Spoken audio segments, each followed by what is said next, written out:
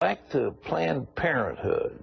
They get $550 million of taxpayer money to continue their work. They're the largest abortion provider in the nation, and you're paying for it. So in any event, Margaret Sanger was the founder of Planned Parenthood. And go back and read her writings. She wrote a monograph that I read called Breeding the Thoroughbred. And what Margaret Sanger believed was there were defective, genetically defective people. They were Roman Catholics. They were evangelical Protestants. They were Southern Europeans. They were Latinos. And especially they were African Americans. And what she advocated was find a leader among the black community that is highly respected. Let him be our spokesperson and lead the black people toward euthanasia. That was the game. I mean, it's all spelled out. It's all written out. I don't know why people don't read that stuff, because she said it. That's what she wanted to do. The Nazis, on the other hand, had a term, useless eaters. They found people that they thought were defective, and they wanted to sterilize them and, of course, ultimately murder them. We can't have a concept of people who can be destroyed by the government. It's not good. And yet we have that, this country, and the big money, the Rockefeller Foundation and others, went to support Planned Parenthood. Why? Because the big buck people did not want to have welfare rolls cluttered with black babies that they had to pay for. He was drafted, and then he refused induction on the grounds of his religious convictions on war. My conscience won't let me go shoot my brother or some darker people or some poor, hungry people in the mud for big, powerful America and shoot them for what? They never called me nigger. They never lynched me. They never put no dogs on me. They never robbed me of my nationality, raped and killed my mother and father. Well, I'm going to shoot them for what? How am I going to shoot them? Them little poor little black people and little babies and children and women. How can I shoot them poor people? I would just take me to jail. We got this youngster, Kendrick Johnson, 17-year-old black child, found dead in a high school gym and stuck between some athletic equipment. Then we find out that all his organs is gone, okay? The sheriff and all the folks down there, the natural causes. Now you got an undertaker and call, I know you're not getting back, but you need to check this out. The undertaker, this happened in Georgia, Valdosta, Georgia. The undertaker that was brought in to deal with the body is the same undertaker from Miami that was used to deal with Trayvon Martin.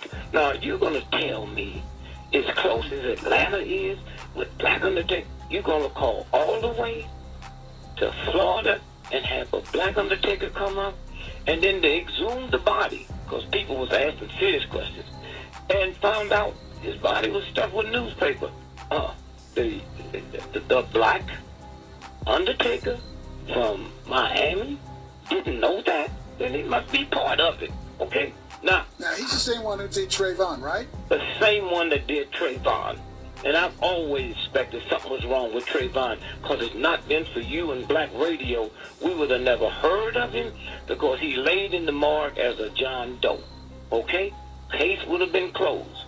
And so now what we're looking at now, the body's been exhumed, and we find out that all his organs was gone. I've been trying to tell y'all that, and I keep telling you, you don't hear it, that the drive-by shootings, most of them is body organ stealing, okay? We go back to and it's been reported, but ain't nobody listening, because it seems so awesome. But if you Google a New York Times story, July the 24th, 2009, 44 charged by U.S. in Jersey corruption sweep, and they talking about stealing organs. And so consequently, the biggest money maker on the planet right now is organs.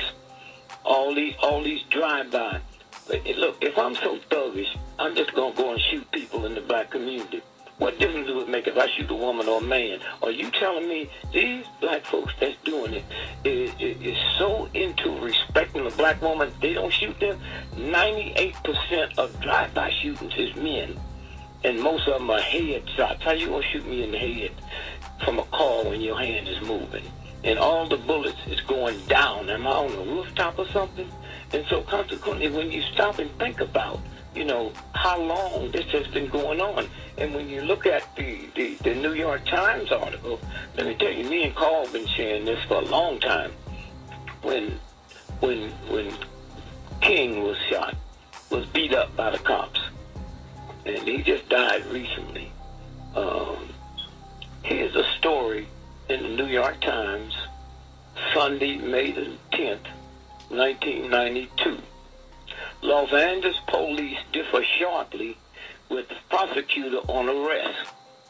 Police officers said today that they have arrested 18,213 people from Wednesday night, April the 29th, the day the riots began, through this morning. But the prosecutors say they cannot account for as many as 10,000 of them people. We don't know where they are. This is who talking. James Hearn, the Los Angeles City Attorney. It is a mystery to a lot of us in the system. Well, it is spelling 10,000. They do it under the auspices of a riot. Now, very seldom they'll slip and give information because both of them is talking and they not in on the you know. And so they saying we arrested 18,213. We can't find 10,000 of them. Well, I tell you what they went. They shipped them up to Gooseneck,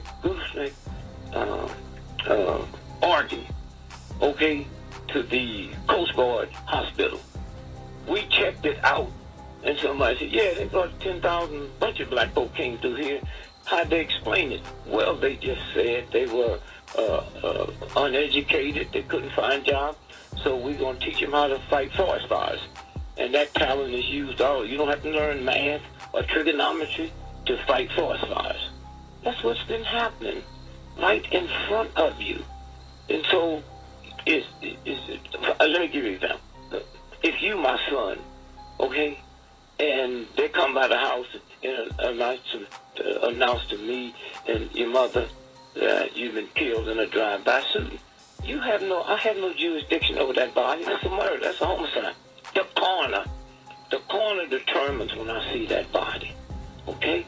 So when I get in there and see the body and see all them stitches and needle marks and I just assume that was part of the investigation. I have no idea they're taking your organs, okay? That's what's been going on, and that's what happened. Very seldom you get that lucky. We got a bunch of us that follows them and look at it, but for the first time, I mean, CNN talked about it. It broke the white station that broke it was Headline News. And I mean, even the guy, I was shocked. Somebody called me and said, the guy that broke it said, Dick Murphy's been talking about this for years. And so now, when you stop and think about what's been going on, why wouldn't I, as a mother or a father, I'm already shook up over my child being good. Why would I think there's anything devious about it? Okay? And now all of you all that's listening that had a loved one, just ain't no way you can get to the body because you got to go to court and have that body exhumed, and they're not about to do that. To be true. Yet there it was, in print, in a respected newspaper. The accusation that the crack epidemic, which ravaged this country's cities, was spread with help from a secret army linked to the CIA. We are sick and tired of your excuses. And I hope that you'll help to put an end to it, because we are tired and we're hurt and we're angry. I will tell you, Director Deutsch, as a former Los Angeles police narcotics detective, that the agency has dealt drugs throughout this country for a long time. The director of the CIA, one of the country's most secretive institutions, facing the public at a town meeting in South Central Los Angeles. He claimed he found a link leading right to the CIA. Men who were working for the CIA's army were responsible for bringing all that cocaine into Los Angeles that sparked the crack epidemic. The CIA's army, Webb says, were the Contras, the anti-communist rebels fighting the government of Nicaragua back in the 1980s, an army founded and funded by the CIA. Crack use spread like wildfire in the early 1980s. And in Los Angeles, a drug dealer known as Freeway Ricky Ross was in the middle of it. Prosecutors called Ross the Walmart of crack. He made millions in the early 80s dealing to Los Angeles street gangs. Police say he was among the first to take expensive cocaine powder and cook it into low-cost, highly addictive crack, then distribute it through the gangs. Webb says Freeway Ricky helped trigger an epidemic of human misery. It's destroyed our community. All the black men are in prison, most of us. Rick Ross is now serving a life sentence for cocaine distribution. The women are still strung on the drugs, kids without fathers, without mothers. Police in Los Angeles say he virtually cornered the crack market, thanks to a steady supply of cheap cocaine. A pipeline so good that Ross was able to introduce crack to other cities, using his gang contacts. A couple million, 2, 3 maybe. A day. On a good day. Ross's drug supplier did have connections to the Contras. Dateline has been able to confirm that from former Contra leader Eden Pastora. And Pastora admits he received some aid from that drug supplier. But Pastora says he was not aware of any CIA drug connection. So we asked Gary Webb, where is the evidence the CIA knew of any drug dealing? You have to define the CIA. If you're saying that people who were working with the CIA know they were doing it, yeah. Did the director of the Central Intelligence Agency know this? I don't know. This New York Times, June 24, 2009. 14 charged by U.S. and New Jersey corruption suite. A 2-year corruption and international money laundering investigation stretched from the Jersey Shore to Brooklyn to Israel to Switzerland. And then they go on to say the people that they busted was 2 mayors, 3 people from New Jersey City Council. And then they go on to say what it amounted to was illegal sales of body parts. That's New York Times. Oh, wow. That's a... We don't know nothing about it. And it's us that steal. Another one came out in Newsweek, January the 9th, 2009. Organ trafficking was long considered a myth, but now mounting evidence suggests it is real and a growing problem even in America. And then you have the one that's kind of interesting. We show what the body parts sell for.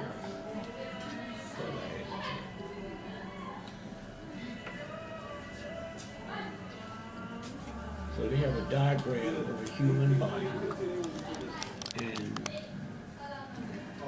and they have a mark of what's called, just like you was chopping up a hog. This is what the feet, this is what the pig feet sell for, here, right here. Wow. Okay? The problem is, I don't have no problem. I have a problem with black folks who think they so fucking hip, man. They don't even know nothing like this is going on. They believe all that crap they tell us. I'm not talking about square, I'm talking about my mama. I understand how ignorant she was and my grandma. But all these motherfuckers run around with ink, with pins in their nose and tattoos on and talking that bullshit about how black they are. And this is how black the white folks say you are. This here come out of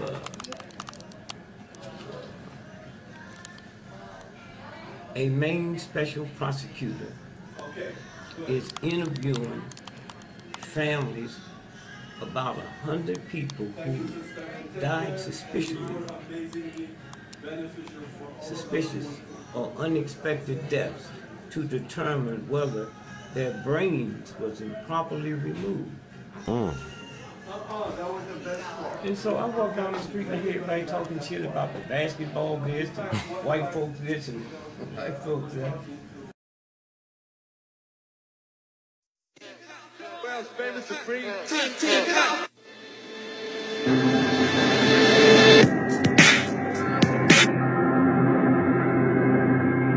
Body parts. They've been selling body parts. That's old. That's not new.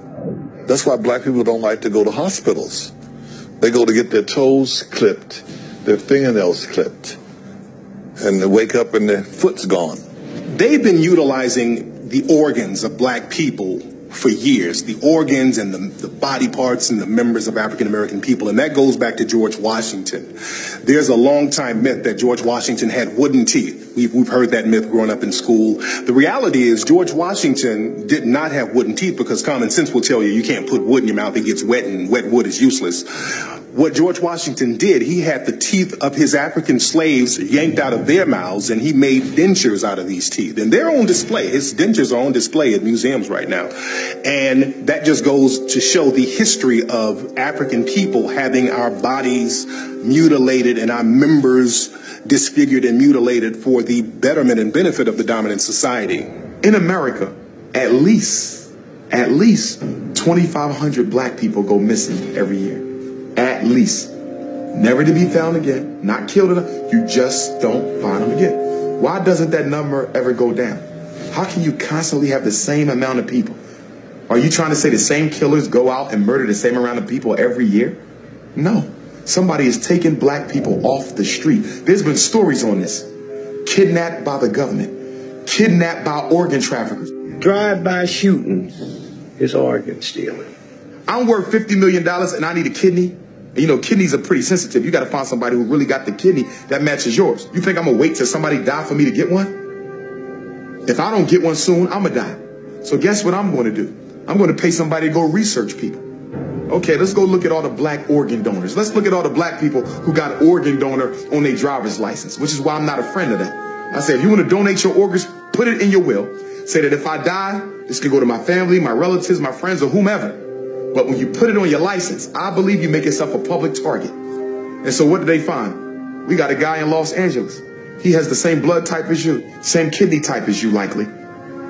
He healthy though. He ain't likely to die no time soon. He don't know you, so he ain't going to give you no organ for free. So guess what we're going to do? We're going to arrange a murder that makes it look like he was in a car accident. We're going to arrange a murder that makes it look like he committed suicide. So the next thing you know, you coming out the gas station, boom, you get hit by a Mack truck. You dead, gone. You get taken to the funeral home. Your family come to the funeral. They don't know that before your body got laid to rest, a little hole was poked and they poured your kidney out.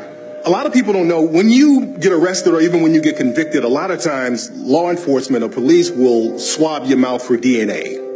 And now they have your DNA record on file, they have your genetic information on file. And you have to understand, with law enforcement, a lot of times they'll sell your information to tabloids and, like, especially celebrities, they sell their information to tabloids and magazines and news outlets all the time. So it's not a stretch to believe that they won't use your DNA or your genetic information for nefarious reasons. You, my son, cops come by and inform me you just been shot dead. You don't have jurisdiction over that body. That's the coroner. You can't get that body till the coroner release you. So we'll get released, we go down and pick it up, and I see all these cuts and these stitches. I just thought they was doing a routine investigation, following the I didn't know they took your organs. I'm under all this stress, my son is dead. Now you buried now, I can't dig you up because the court got to have permission. Most of those cases is organ stealing. It's been known for a long time, even back in slavery times, that black organs were considered superior genetically to other folks' organs. For example, whenever there's a transplant, okay, especially when rich folks get heart transplant, liver transplant, kidney transplant, they like white, they like black organs. We had a famous case in Pennsylvania, Governor Casey, who was one of the most racist governors who ever lived back in the late 80s, early 90s. He had a heart transplant. Guess whose heart they gave him? A black person's heart. Down in Georgia, there was a case of an African-American 17-year-old kid who was found mysteriously dead at school. He died in the gym. They did an autopsy and they buried him. His family, they weren't satisfied with the results because they still wanted to know what happened to their son. They had the body exhumed, found out that his organs were missing and his body was stuffed with newspapers, and people are still trying to find answers. The officials down there in Georgia, they act like they don't know what's going on. There was another case out here in California. A young African-American man was found dead in Death Valley in the desert. All of his organs were missing. His liver, heart, lungs, kidneys, all gone. There's a case in the UK recently. A Somalian girl was brought over there for organ harvesting. They found out that they were going to harvest her organs and they stopped that. There was another case in Asian couples. They went over to Africa. They adopted a black girl. 2 weeks later, she was dead. So these cases of organ harvesting are just going on all over the world, and people are being real quiet about it. The Rodney King riots. The cops arrested 18,213 black folks. They couldn't account for 10,000 of them. That's what happened in New Orleans. Remember when you saw those helicopters? They were picking up all them black babies and taking them up in a helicopter. And my husband and I sit down and said, we wouldn't have sent our son with them. I don't care who they was. We all died in the water together. We wouldn't have sent our baby up there. And they never got a bunch of those children back, as we all know. Organ harvesting in Africa, it's a business. In fact, they've set up so many sophisticated places around the so-called third world where there are nations like France, England, New Zealand, Israel. All these places now are looking in the impoverished areas because mostly in these impoverished areas like Brazil, places in South Africa, right here on this continent, wherever there's poverty, there's crime. And wherever there's crime, you know there's a lot of deaths and there's a lot of shooting. They are killing black people for their organs. Think about it. Organs are the only commodity that people must have to live that you cannot buy in a store. So if I am sick and I need a heart, I can't buy that. And we know all the problems with the fake hearts, that it can give a pacemaker to a bad heart. But what about when the heart needs to be replaced? You got to find a match, and it ain't none on the donor list, and I'm worth $50 million, and I could care less about black people anyway. Guess what? Somebody going to get shot in a drive-by. Switch over to Haiti. Jean Bellerive, at the time, he was the prime minister at the time when Haiti was hit with that earthquake that killed over 130,000 brothers and sisters down there in that island. They had a report on CNN with Jean Bellerive, and he said specifically that there was organ harvesting and child kidnapping going on. And we have already reports of a lot of trafficking, even of organ trafficking. Of organ trafficking? Yeah. Now, already. Of the victims of the earthquake? Yeah. So, do you know that for sure? Yeah, I know that for sure, and it was discussed in Montreal during the conference. If you live in Los Angeles and you want to adopt a black child, why not get one from Los Angeles? You have every age, every skin color, every hair type, whatever you want, it's here. Because black kids are not being adopted by black people. But instead, you want to go all the way to Ethiopia and get one. You want to go all the way to Haiti and get one after the earthquake. You want to go all the way to the Middle East and get one. And East Africa and a Middle Eastern country, I believe, are the two top countries for international adoption. Why?